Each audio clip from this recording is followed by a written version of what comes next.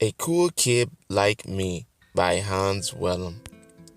This story is about a kid everyone thought was so terrific and so cool. That kid was me. I knew how to draw great pictures. I even brushed my teeth most of the time. And I had a few friends to play with. My parents left me alone a lot. They thought I was a cool kid, but that was only on the outside. They didn't really know me. Nobody knew what I was really like on the inside except my grandma. She wanted to know how I felt. "What's the matter?" she asked. And I told her everything, like how scared I was without a night light or how awful I felt when I dropped the ball.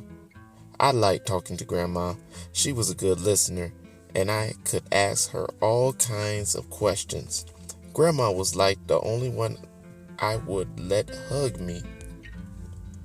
One day she left for a long vacation, but before she went, she gave me a special present. It was a teddy bear. "Oh no," said my father. "He's too old for that. He's a big boy now." "I agree," said Mother, shaking her head. "He won't play with it. He's already into computers." What a weird present for a cool kid, I thought. "Nonsense," replied Grandpa. "Nobody is too old for a teddy. It will keep him company while I am away." Then I took another look at Teddy and decided that I liked him, except for the stupid ribbon, of course. He was soft and cuddly and kind of fun to hold. I took him with me when I was sure nobody could see him.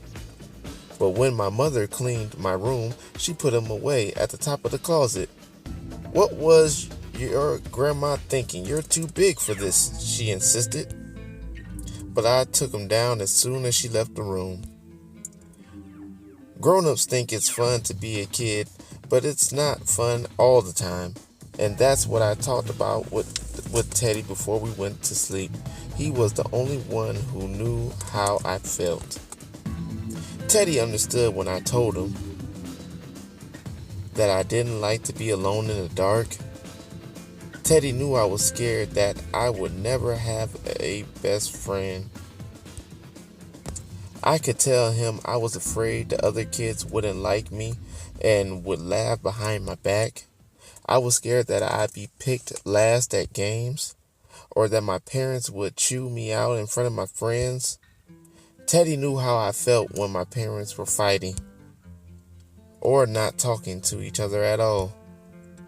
And Teddy knew I was scared that my mother would leave and never come back. I know it was stupid, but sometimes I just could not help being scared. There were other secrets too that I could share with Teddy. It made us feel much better. Finally, he would fall asleep. In the morning, things wouldn't look so bad. I would get ready to be that cool kid again, the one everyone thought was so terrific. I would be as cool as I could be, except, of course, when my grandma came home again. Boy, was I happy, on the outside and on the inside too. The end.